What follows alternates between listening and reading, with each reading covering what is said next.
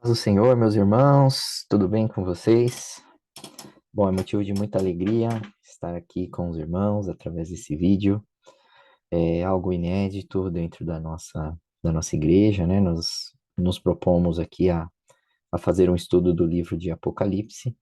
Nosso objetivo é passar por todos os 22 capítulos do livro. Nós já tivemos uma parte inicial que chamamos de estudo básico, onde nós passamos por grandes temas, né? Ele foi um estudo temático, foram 6 temas, e agora a gente entra mais no detalhe. A ideia é passar por quase todos os versos aqui e, e estudarmos um pouquinho a partir desse livro, que é um livro maravilhoso, né? Bom, para a gente começar, não, antes da gente começar, mais uma informação, a ideia é que esse estudo ele seja semanal. Toda semana nós vamos ir divulgando os vídeos dos capítulos, serão 22 vídeos, e vamos disponibilizar no YouTube da igreja. Então, semanalmente, eu convido os irmãos a estarem assistindo aí de maneira offline depois, seja no trânsito, seja fazendo alguma tarefa de casa, porque eu creio que tem muitas revelações da parte do Senhor para nos abençoar. Amém? Então, para a gente começar, queria compartilhar aqui rapidinho minha tela. Eu vou ler o, o texto, eu deixei aberto aqui, Apocalipse, Bíblia Online. Nós vamos ler aqui o capítulo 1. E o capítulo 1, ele diz assim, ó, revelação de Jesus Cristo, a qual lhe deu para mostrar aos seus servos as coisas que brevemente devem acontecer. E pelo seu anjo as enviou e as notificou a João, seu servo, o qual testificou da palavra de Deus, e do testemunho de Jesus Cristo e de tudo que tem visto. Bem-aventurado aquele que lê, que ouve as palavras dessa profecia e guardam as coisas que nela estão escritas, porque o tempo está próximo.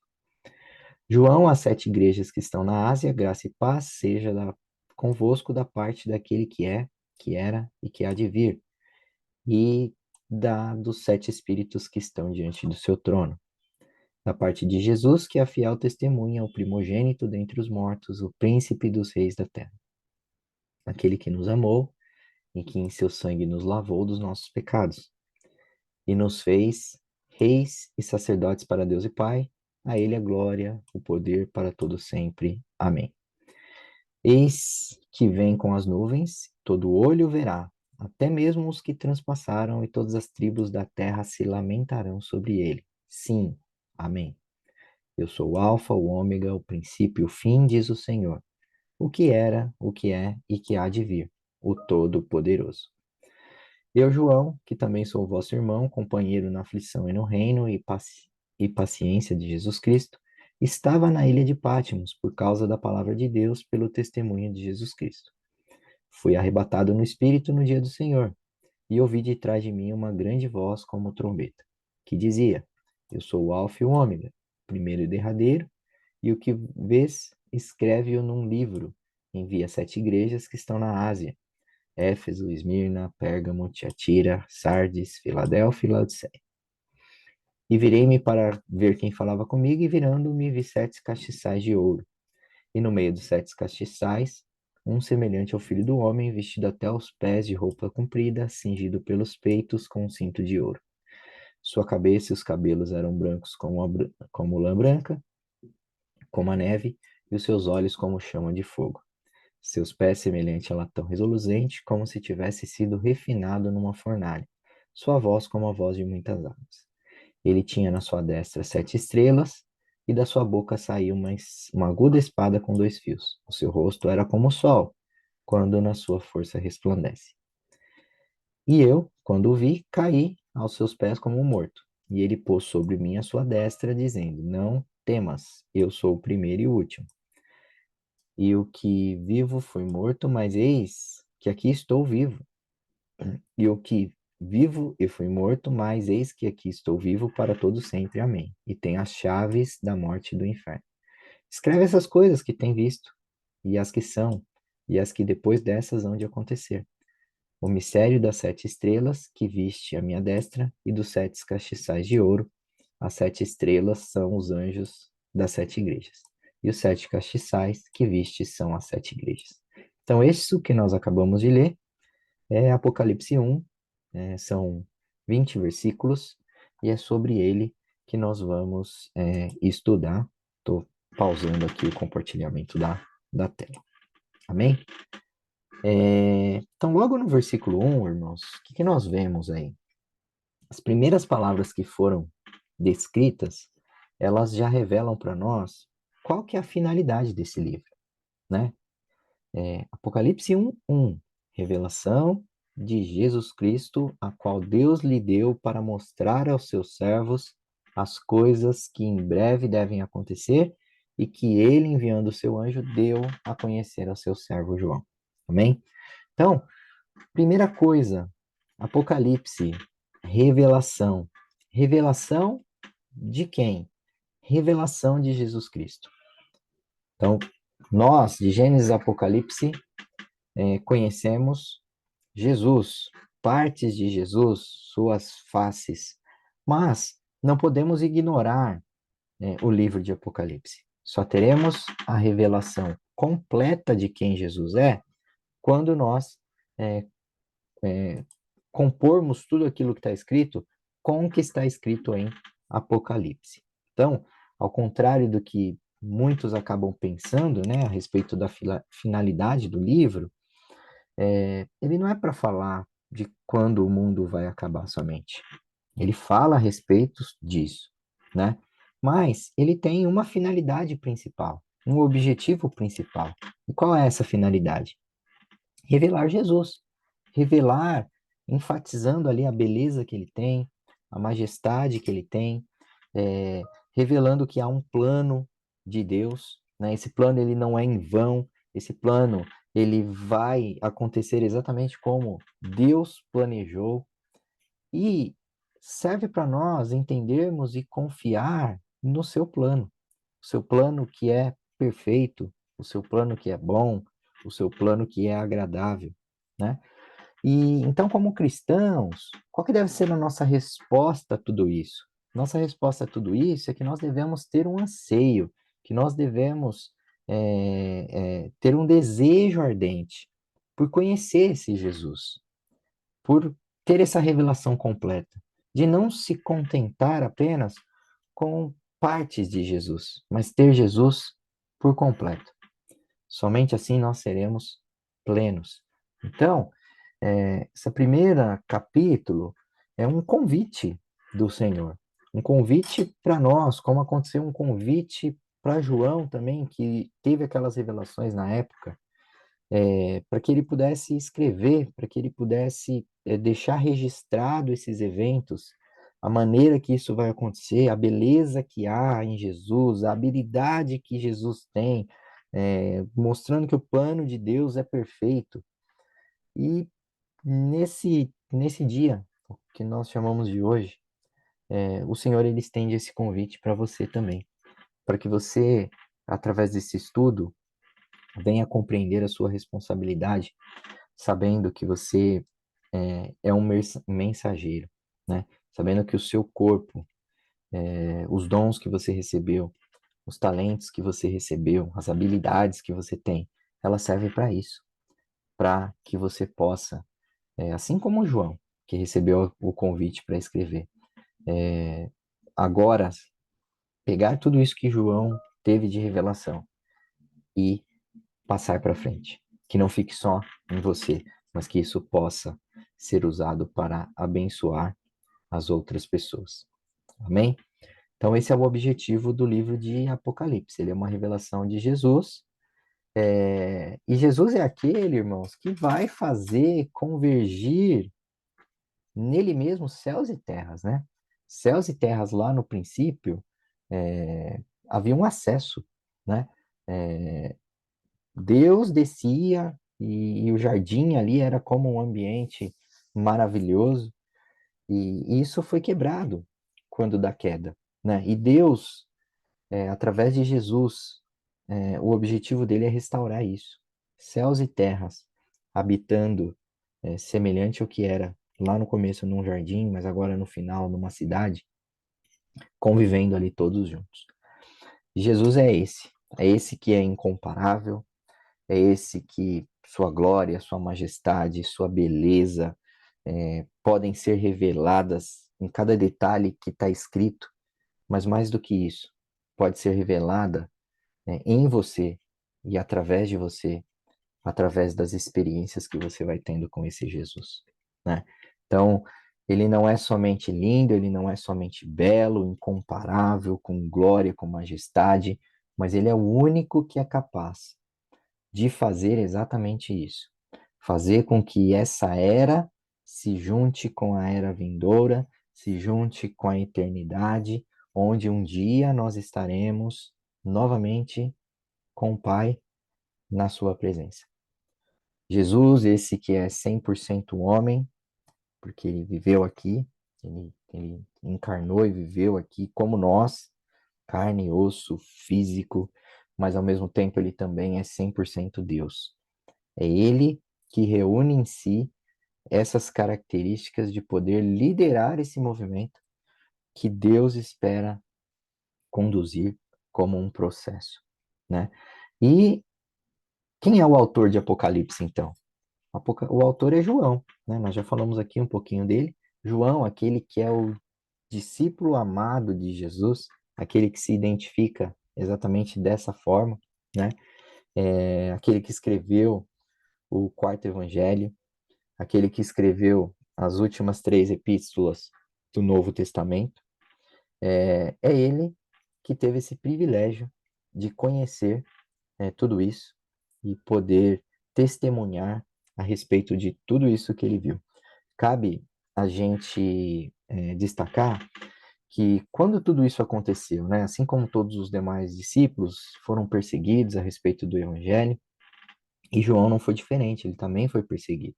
Ele chegou a ser colocado num caldeirão de óleo fervente e ele não morreu. Por ele não ter morrido, a história diz que, cara, como que nós vamos parar esse cara? A forma que eles acharam foi exilar ele, colocar ele numa ilha ali sozinho. E olha que mesmo sozinho, ele teve a capacidade de escrever esse livro, que para nós é um livro tão maravilhoso. Essa revelação que completa o quadro, é como se aquela última peça do quebra-cabeça, onde nós podemos agora ter essa revelação completa a respeito de Jesus, no momento em que ele estava ali passando por uma dificuldade em sua vida terrena, né? Então,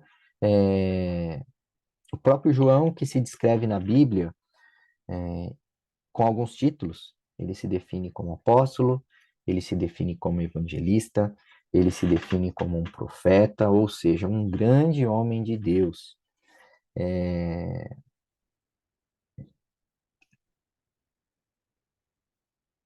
Ele, a quem Jesus ama,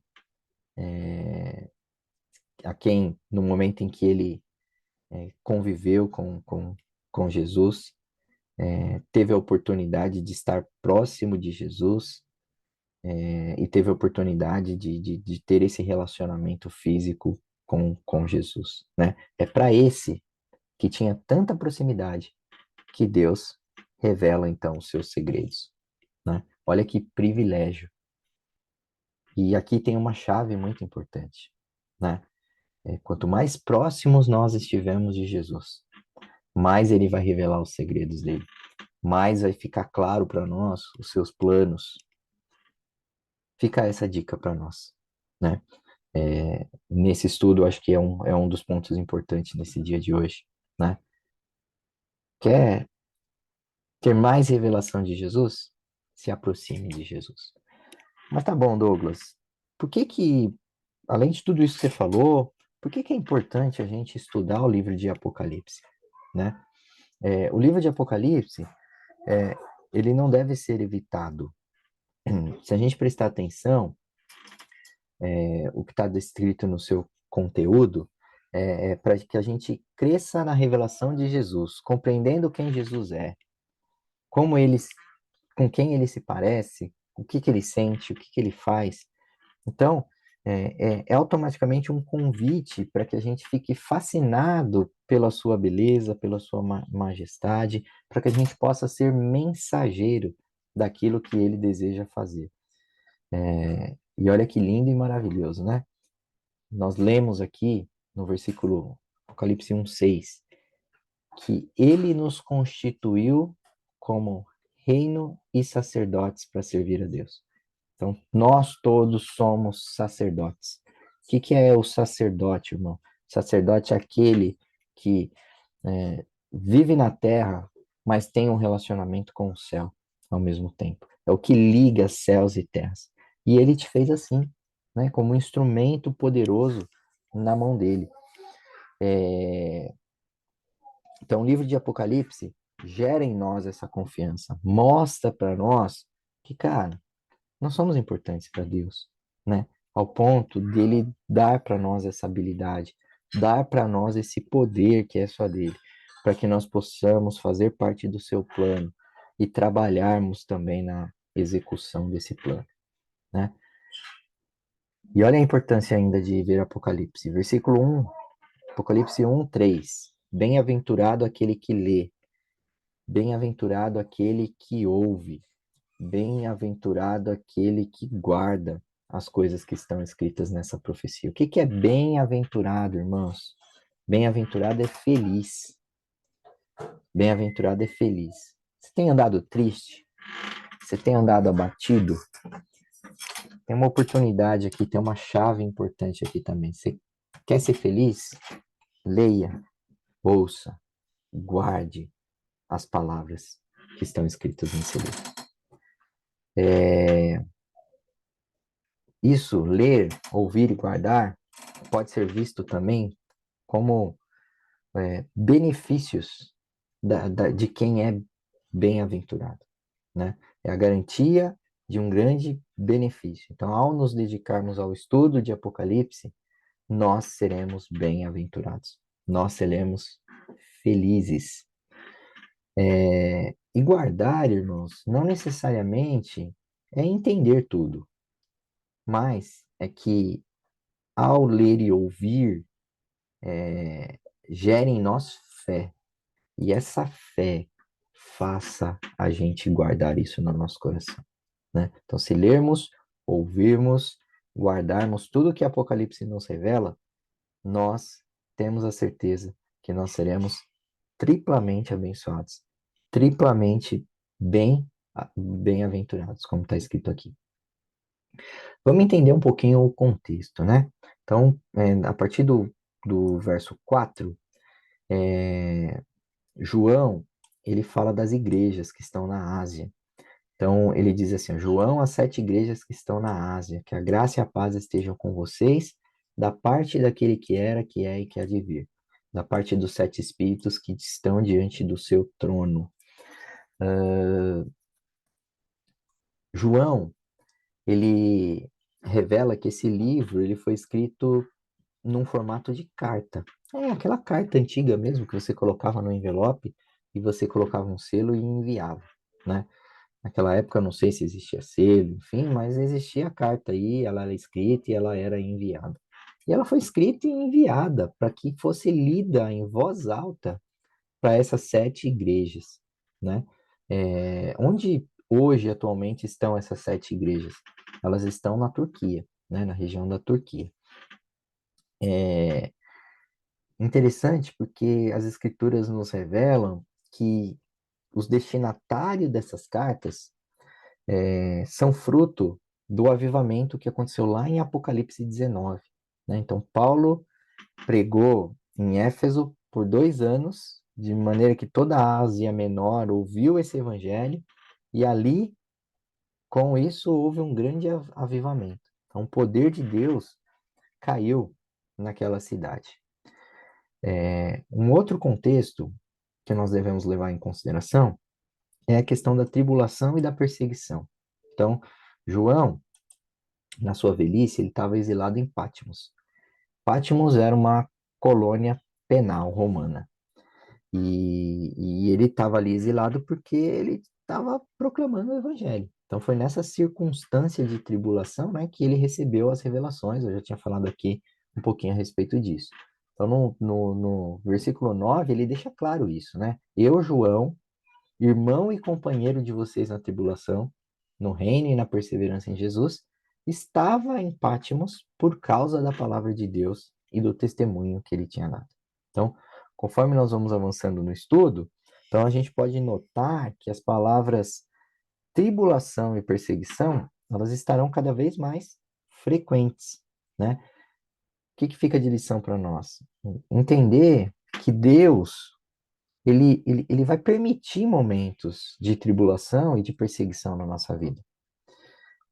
Mas que esses momentos vão servir também para que a gente cresça, né? Para que a gente o busque, para que a gente se arrependa, para que a gente se purifique, se santifique e o melhor, para que a gente amadureça.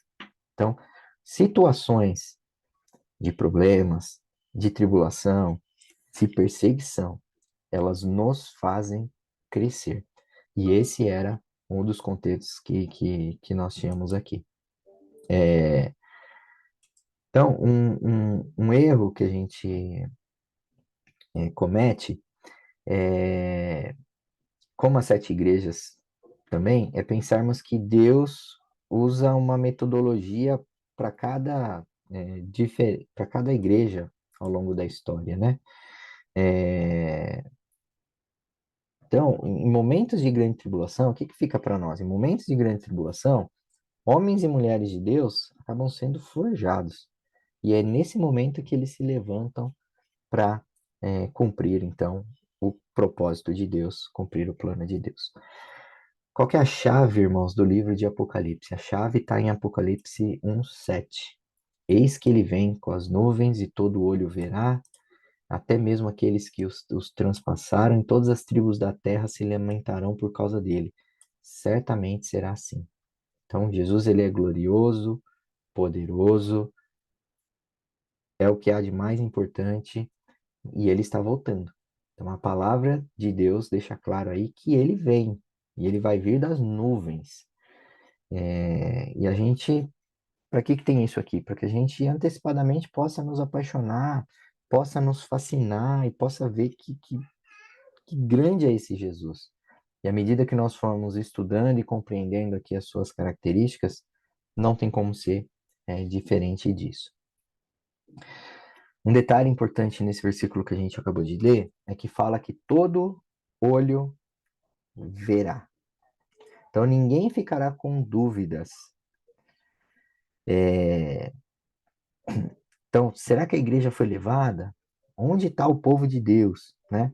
Então, esse versículo, ele é enfático aqui para nós, que são dúvidas que geralmente as pessoas perguntam, né? Pô, mas onde a igreja vai estar quando Jesus voltar? Onde estará o plano do povo de Deus, né? Então ele fala que todos irão ver. Então, não tem nenhum engano aqui, não tem nenhuma surpresa quanto ao seu retorno. Então, ele vai vir das nuvens, mas vai ser numa altura suficiente, devagar suficiente, para que toda a terra possa o ver, reconhecer e reagir quando ele voltar. Então, ao longo desse estudo, conforme nós formos passando os capítulos, nós vamos ver como as pessoas vão reagir à volta dele. Mas, nesse ponto, a gente pode destacar aqui vai haver arrependimento nesse momento, né? Arrependimento de quem? Arrependimento daqueles que os transpassaram, né? No caso aqui eu estou falando especificamente dos judeus. Todas as tribos lamentarão, né? E esse texto, ele concorda exatamente com Romanos 11. Depois eu queria convidar os irmãos a irem lá em Romanos 11 para checar isso que eu estou falando, né? A salvação nacional de Israel acontecendo exatamente no momento em que eles olham para o céu e eles veem Jesus voltando. Então, o que é a justiça de Deus? O que é justiça? É o retorno de Jesus. Retorno de Jesus para que ele sente no trono de Davi e aí ele passe a julgar e governar toda a terra. Então, ele vem exatamente para executar isso que é a vontade de Deus. Mas olha, Que lindo e que maravilhoso, né? Porque nós falamos aqui no começo que Jesus, Apocalipse é a revelação de Jesus. E logo no capítulo 1, nós temos muitas características. Há uma riqueza muito imensurável nas descrições a respeito de quem é esse Jesus. Então, é um rei que nos ama, que morreu, que nos libertou dos pecados por meio do seu sangue. A gente encontra isso ali em Apocalipse 1:5. Então, cada uma dessas descrições aí que nós acabamos de falar, é tudo que ele faz, é tudo que ele expressa, é tudo que ele tem como finalidade de resposta para atender uma dor do nosso coração ou uma necessidade da nossa alma. Então, Jesus afirma que ele é essa resposta absoluta ao anseio do nosso coração, é um meio pelo qual nós podemos ser saciados, é aquilo que nos dá segurança, é aquilo que nós precisamos e que nós desejamos. E à medida que nós vamos lendo, então, a partir do verso 5, a gente então vai conhecendo essas características e é importante para que a gente cresça e entenda de como ele responde às nossas necessidades. Então, primeira coisa, Apocalipse 1:5, ele é a fiel testemunha. Podemos confiar em tudo que ele diz, pois todas as palavras que ele fala, elas são verdadeiras e elas se cumprem. Outra característica, ele é o primogênito dos mortos, ainda no versículo 5. Então, Jesus ressuscitou, venceu a morte, e por conta desse motivo a gente não precisa mais temer a morte. A gente pode ter plena confiança que, ainda que estejamos mortos, ressuscitaremos um dia quando ele retornar. E Paulo descreve isso também em Coríntios, 1 Coríntios 15, que os mortos vão ressuscitar primeiro. Então devemos crer nessa verdade. Nós vamos ressuscitar e nós viveremos eternamente. Terceira característica, ainda no verso 5. Soberano dos reis da terra. Então, Jesus é o Rei dos reis. Jesus é o Senhor dos senhores. A Bíblia enfatiza que não há ninguém que se compare a ele. Ele tem poder, riqueza, sabedoria, argumentos, capacidades para fazer o que nenhuma pessoa, nenhum rei pode realizar. Nenhum outro Deus, Deus com D minúsculo, é capaz de fazer, né? Somente o Deus, Criador de todas as coisas. Ele é incomparável. Né? Não há como comparar com nada que existe nesse mundo. Ponto número 4 aqui, da descrição de Jesus, que a gente encontra no capítulo 1. Ele é o alfa e ele é o ômega. 1:8, estou dizendo aqui, irmãos. Alfa significa a primeira letra do alfabeto. Ômega, a última letra do alfabeto grego. Então, João está escrevendo dessa forma para cooperar ali, para contribuir com o nosso conhecimento de que Jesus, ele é o autor e consumador da nossa fé. Ele é o princípio, meio e fim. O que é, o que era e o que há de vir. Passado, presente e futuro. Jesus é isso. Passado, presente e futuro.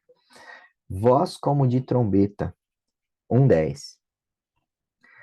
É o alarme para que a gente possa vigiar, estar preparado para os eventos que vão acontecer. Nós vamos falar mais sobre isso conforme nós formos discorrendo os próximos capítulos.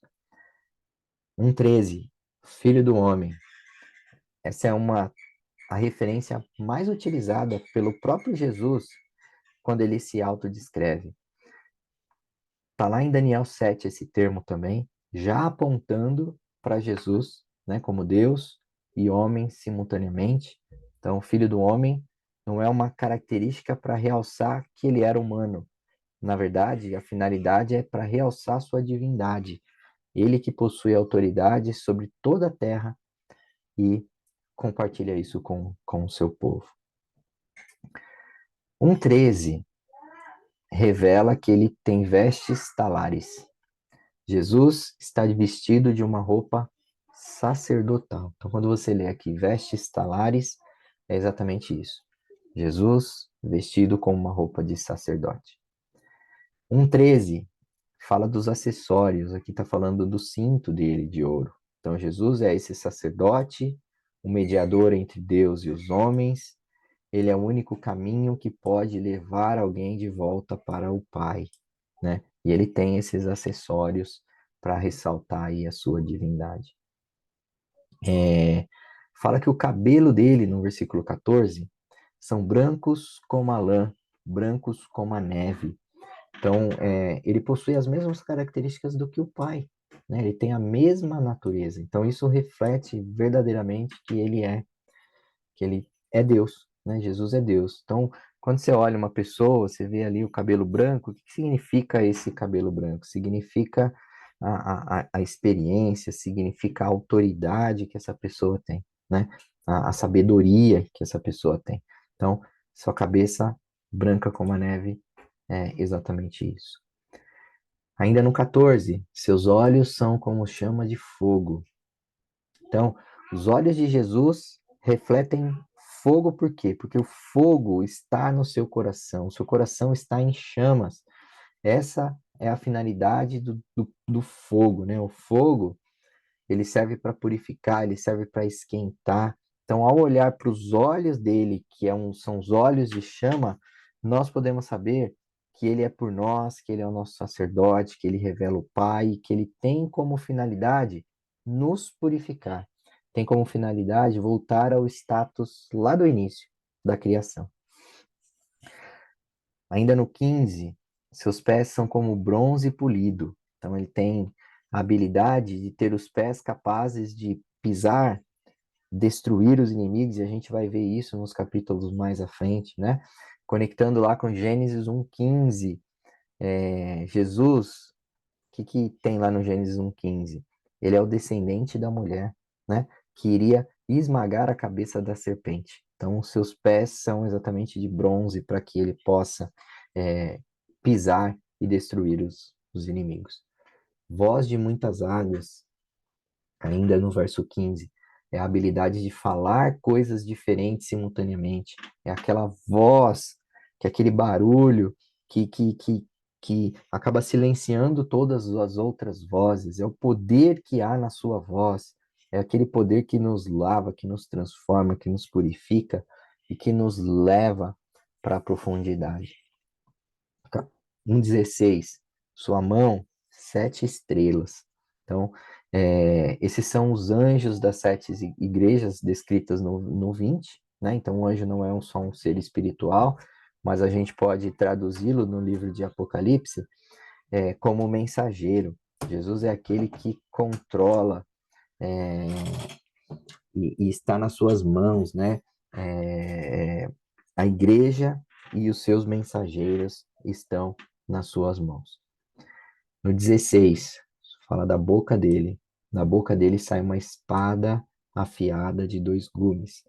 Então, a palavra de Deus que nos protege, nos confronta, ela possui 2 gumes, porque ela corta para qualquer direção. É a questão ela causa o efeito que de fato ela tem que causar, né? Ou o efeito que de fato ela tem que gerar. Essa é a palavra de Deus.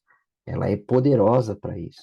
A palavra é poderosa para transformar, é poderosa para fazer. E quando a gente fala que ela é afiada, é exatamente isso. Ela é muito eficaz. 16 ainda fala da face dele.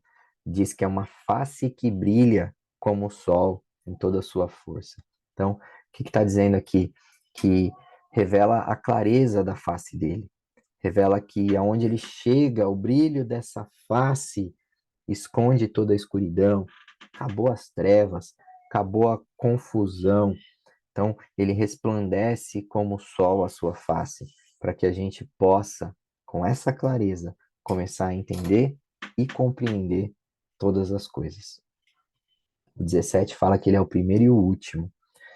Então, a sua habilidade de prover o fim necessário para todas as coisas, o destino necessário, a condução através da história do homem para chegar até onde? Para chegar no fim, do jeito que ele gostaria que fosse, que é ele habitando entre nós. né? Então, o fim que ele deseja, o que ele desejou, que ele planejou para nós, concluindo toda essa história de amor imensurável para com aquele que ele criou. No 18, fala que é aquele que vive. É uma afirmação, irmãos, dizendo que Jesus está presente, tá? Então, hoje, por exemplo, ele está presente aqui conosco, através do Espírito Santo. É ele que tem nos capacitado, é ele que tem me capacitado hoje aqui para poder trazer esse ensino para os irmãos. É aquele que trouxe a revelação, é aquele que a cruz não pôde o deter, que a morte não pôde o deter. É aquele que vive e reina para todo sempre. Então, aqui há uma afirmação em relação a isso, e esse ponto é muito importante porque não deve haver dúvidas, né? O Espírito Santo está conosco em todos os momentos. No 18, fala que ele possui a chave da morte e do inferno. O que é isso? Demonstra a habilidade que ele possui de abrir e fechar as portas, antes que ninguém poderia controlar. Então, ele é poderoso para salvar, para nos livrar, e ele tem essa chave, ele tem essa autoridade. Ele tem autoridade no céu, ele tem autoridade na terra, e ele tem autoridade também abaixo da terra. Amém? Então, com isso, irmãos, espero que tenha sido claro. Nós estamos aqui há alguns minutos, acho que deu um pouquinho mais de 20 minutos. Eu acho que eu consegui aqui dentro do propósito, dentro daquilo que o Senhor revelou, dar uma visão aqui geral para os irmãos, passar aqui por todos os versículos e, e passar por esse capítulo 1, que é o capítulo inicial, dos 22 capítulos que nós vamos ter de estudo. Espero que isso venha te abençoar. Então, isso vai estar lá no YouTube da igreja. Compartilhe esse link. Então, se essa palavra falar com você, se essa palavra te tocar, foram dadas várias chaves aqui que são importantes para a nossa vida. Compartilhe isso com alguém, abençoa uma vida. Aliás, no começo desse estudo, o Senhor falou exatamente isso, né? Que nós somos aqueles que, assim como João teve a responsabilidade de escrever, ao ter esse estudo, ao ter essa revelação, a responsabilidade de passar isso para frente, a responsabilidade de não parar em nós. Amém? Então, que Deus te abençoe, que Deus te encha da graça dele, do poder dele, da revelação dele, em nome do Senhor Jesus, e desfrute, irmãos, desfrute dessa bênção que o Senhor preparou para nós. Amém? Um grande abraço para todos, em nome de Jesus.